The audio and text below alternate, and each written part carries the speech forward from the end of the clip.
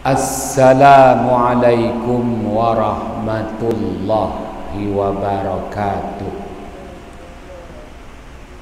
Bismillahirrahmanirrahim. Wabihi nasta'in ala umurid dunya wad din. Alhamdulillah wa salamun ala ibadihi allazina astafa, amma ba'. Sidang ahli jamaah yang dirahmati Allah,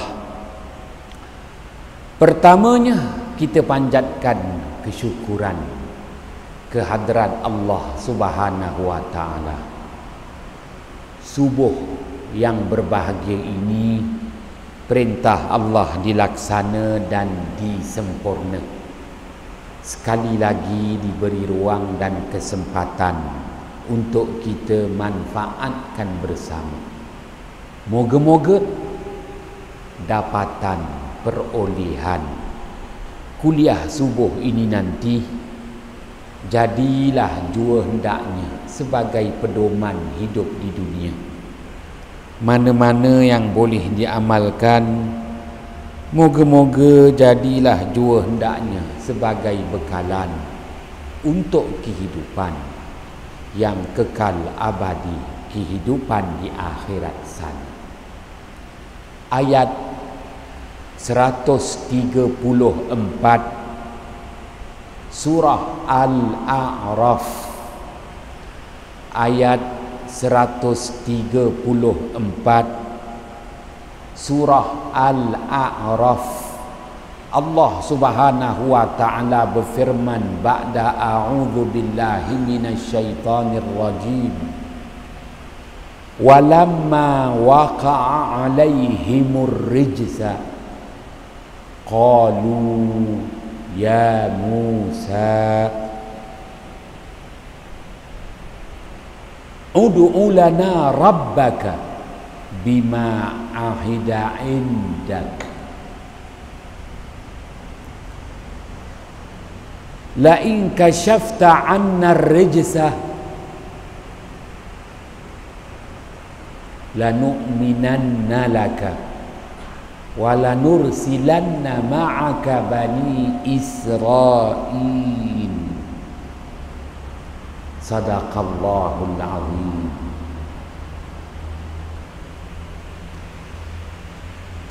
Artinya,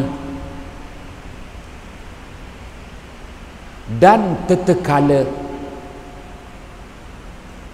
Allah Subhanahu wa ta'ala timpakan ke atas mereka itu bangsa Qibti akan wabak-wabak penyakit yang berjangkit dan membunuh ribuan manusia. Maka mereka itu bangsa Qibti berkata, wahai Musa, berdoalah, rayu dan pohonlah kepada Tuhanmu untuk kami, untuk keselamatan kami, untuk kebaikan kami. Apa yang kelebihan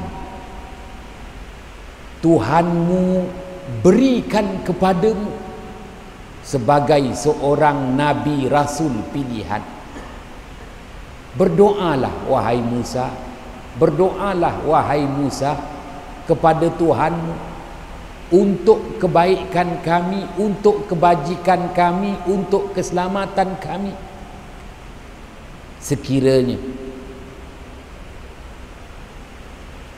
Engkau dapat selamatkan kami, bebaskan kami daripada wabak penyakit yang membunuh ini,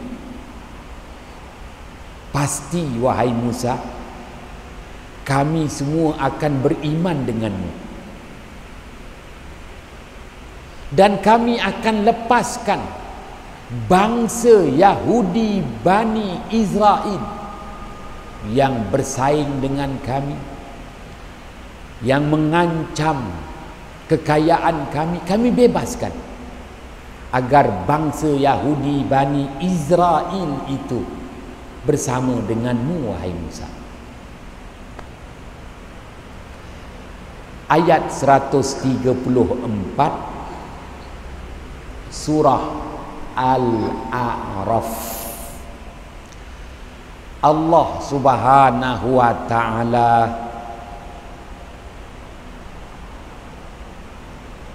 ceritakan kepada kita umat akhir zaman sejarah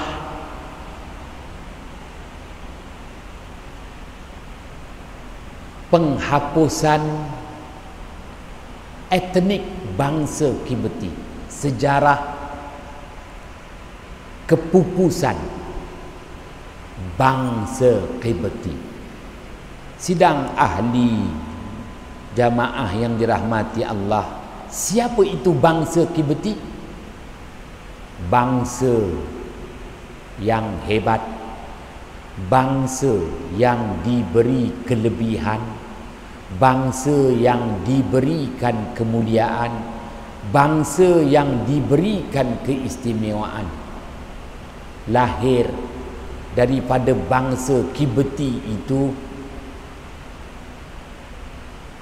dinasti Fir'aun yang hebat memerintah muka bumi ini ribuan tahun. Dinasti Fir'aun menguasai muka bumi. Fir'aun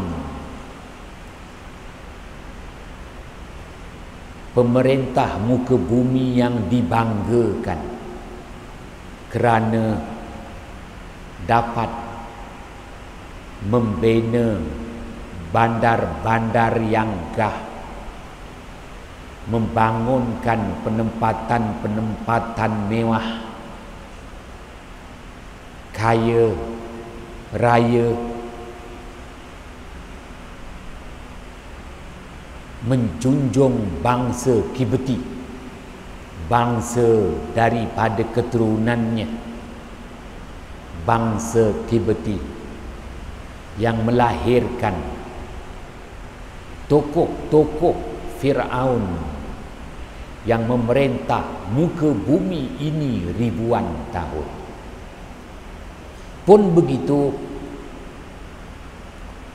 yang bersaing dengan bangsa Kibti adalah bangsa Yahudi. Bersaing dengan bangsa Kibti adalah bangsa Yahudi. Bangsa Kibti tidak senang dengan bangsa Yahudi, kerana bangsa Kibti mendapati bangsa Yahudi mengancam kelebihan, keistimewaan, kemuliaan yang selama ini mereka kecapi. Walhal bangsa Yahudi tak ada niat pun memberi saingan dalam merebut harta benda, mata benda, apa benda. Bangsa Yahudi sering dizalimi oleh bangsa Kibti. Betapa ramai bangsa Yahudi dizalimi dan dibunuh oleh bangsa Kibti. Kezaliman bangsa Kibti tak ada maaf lagi. Maka Allah Subhanahu wa ta'ala turunkan wahyu kepada baginda Musa alaihi salam agar baginda Musa alaihi salam memberi peringatan kepada bangsa Kibti, bangsa yang melahirkan dinasti Fir'aun, bahawa bangsa Kibti akan lenyap, pupus, hapus di muka bumi, yang hanya tinggal bangunan-bangunan gah kerajaan Fir'aun piramid dan sebagainya. Istana kuil itu sahaja yang bakal ditinggalkan. Bangsa Kibti bakal terhapus.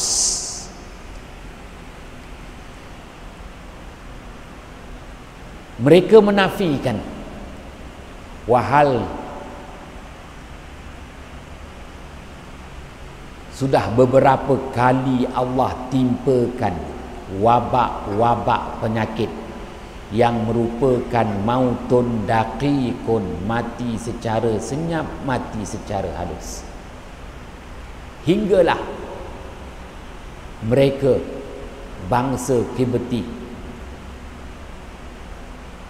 sedari mereka takkan dapat melepaskan diri, membebaskan diri daripada wabak-wabak penyakit yang Allah Subhanahu wa ta'ala timpakan.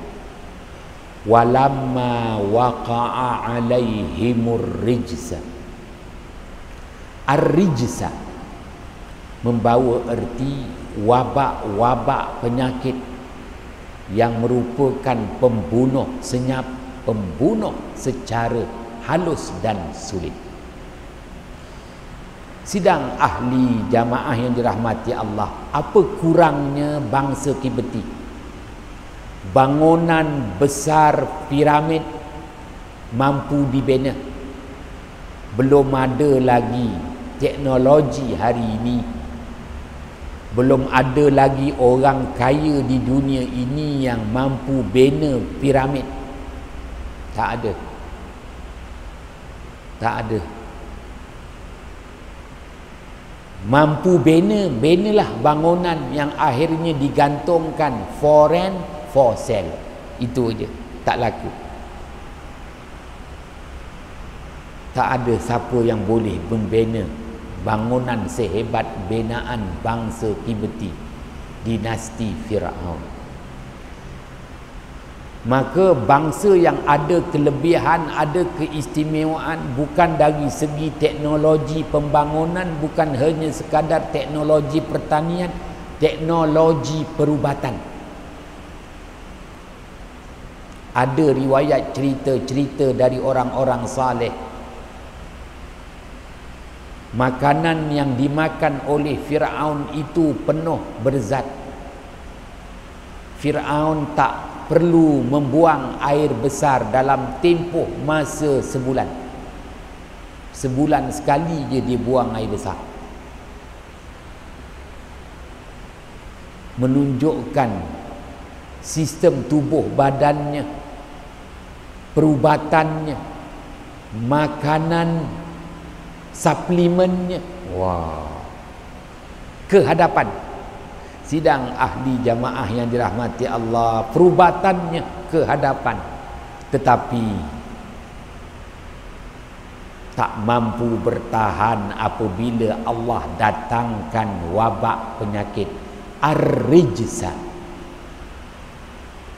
merupakan penyakit-penyakit berjangkit, merebak, tak terkawal dan membunuh, disebabkan kekejian, kekotoran yang dilakukan oleh bangsa Kibti.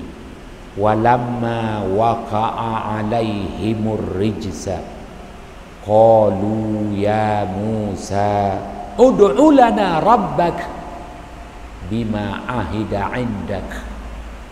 Akhirnya mereka tak mampu bertahan.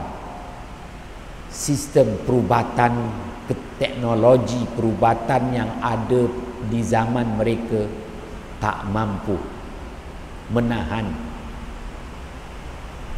wabak penyakit yang Allah sebarkan, diturunkan dari langit, dikeluarkan daripada perut bumi. Ribuan bangsa Kibti terkorban. Sidang ahli jamaah yang dirahmati Allah, akhirnya pembesar-pembesar daripada bangsa Kibti, jamaah menteri Firaun, menghadap baginda Musa alaihissalam minta syafaat baginda Musa alaihissalam.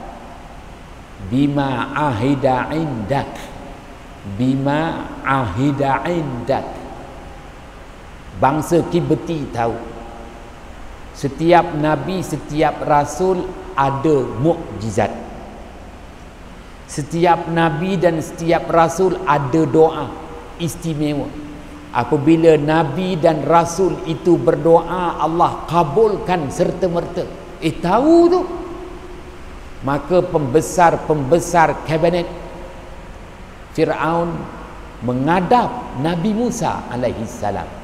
Pujuk, boleh tak Nabi Musa gunakan syafaat, yakni doa istimewa, agar Nabi Musa alaihissalam berdoa, Allah kabulkan serta-merta. Bima ahida indak. Oh, minta doa kerajaan, bukan allowance kerajaan, minta doa kerajaan yang ada pada baginda Musa alaihissalam. Malah bangsa Kibti berjanji, sekiranya kamu dapat selamatkan kami daripada wabak yang membunuh ini, kami semua beriman dengan kamu, dan kami tak akan ganggu lagi bangsa Yahudi. Kami bebaskan bangsa Yahudi Bani Israel agar bersama dengan kamu, wahai Musa.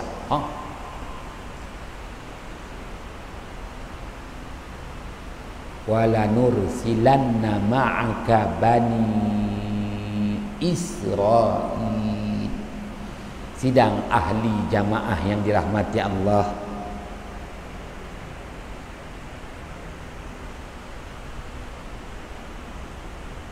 tapi berapa kali janji-janji palsu bangsa Kibti kepada baginda Musa alaihissalam. Nabi Rasul sayang pada umatnya. Baginda Musa alaihissalam bukan diutuskan untuk satu bangsa sahaja.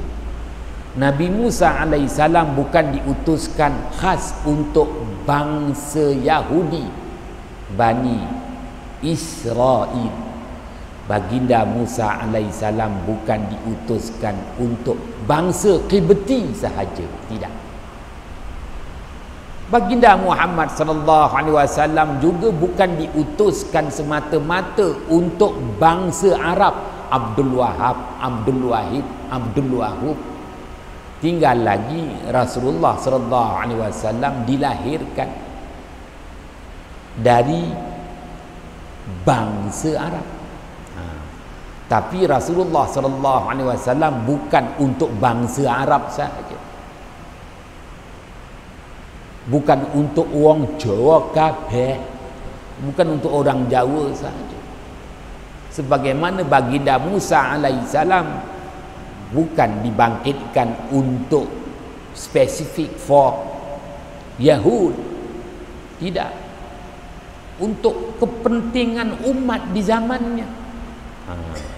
Sidang ahli jamaah yang dirahmati Allah. Tapi lah manusia ni kan janji palsu, belum dapat, macam-macam berjanji. Baginda Musa pasti mendoakan umat yang dicintai, Allah perkenankan. Tapi umat yang tidak mengenang budi, tak ada. Sidang ahli jamaah yang dirahmati Allah, riwayat menyatakan bahawa 7 kali bangsa Kibti Allah datangkan wabak penyakit yang berjarak 100 tahun. Ini bererti 700 tahun 100 tahun satu wabak, 100 tahun satu wabak, 100 tahun satu wabak. Sebab itulah Fir'aun tu dia merintah dunia ribuan tahun, dinasti dia. Seperti Shi Huangti, dinasti sebelum Masihi yang memerintah Cina. Shi Huangti, dia yang buat tembok besar Cina 6,000 kilometer. Sidang ahli jamaah yang dirahmati Allah. Kini bangsa Kibti dah tak ada lagi. Bangsa yang ada bangsa Yahudi.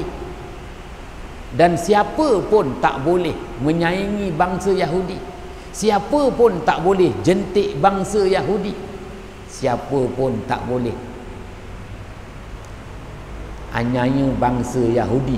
Bangsa Yahudi pula yang menganyayai, menzalimi. Kan dah begitu kitaran ni. Dia pula yang menzalimi bangsa-bangsa yang lain di muka bumi ini. Sidang ahli jamaah yang dirahmati Allah. Maka giliran dia pula kena wabak penyakit. Sidang ahli jamaah yang dirahmati Allah. Yalah, dalam kuliah subuh saya, kalau tak berlaku wabak, saya pun tak cerita benda ni. Tapi dah masuk 3 minggu kuliah kita cerita ni, menunjukkan banyak ayat-ayat suci Al-Quran. Mula-mula sebelum PKP, saya kemukakan kepada tuan-tuan ayat 133 surah Al-A'raf. Tu. Lepas tu PKP tak boleh kuliah subuh. Ya, minggu lepas saya kemukakan ayat 135 surah Al-A'raf.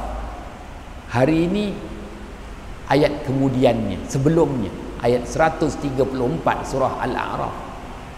Nak nyatakan dalam surah Al-A'raf tu ayat 133, ayat 134, ayat 135 cerita wabak. Sejarah wabak penyakit ni Al-Quran ceritakan. Belum lagi saya datangkan ayat-ayat yang lain. Ayat 140 surah Ali Imran, ayat 243 surah Al-Baqarah. Tu semua cerita wabak. Menunjukkan dalam Al-Quran banyak Allah berulang kali mencerita sejarah. Allah ceritakan sejarah wabak penyakit ini. Jadi kita umat akhir zaman kena fahamlah. Kena faham sejarah wabak yang Allah Ta'ala perakukan dalam Al-Quran.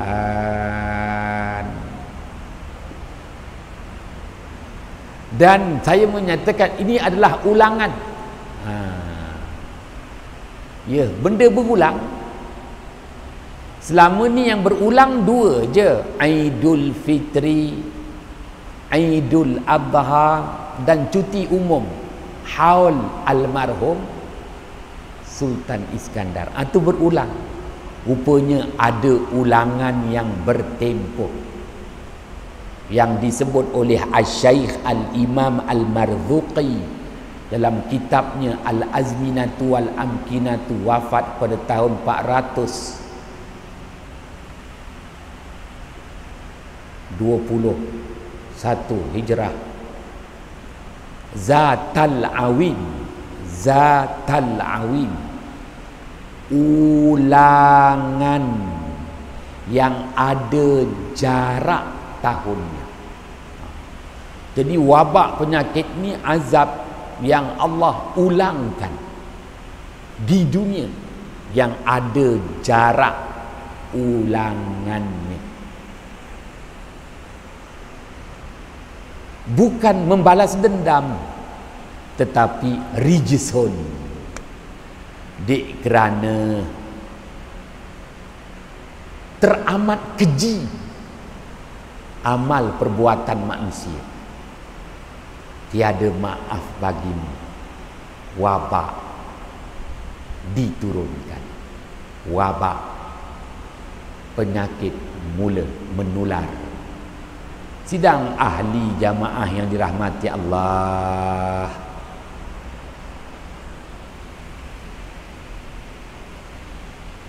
dalam pada kita mula selesa, tiba-tiba Johor naik kes COVID-19. Wah, takut-takut Aidil Adha pun ada pengetat, ada ialah esoklah sidang menteri, esok sidang menteri hari Isnin buat keputusan bagaimana.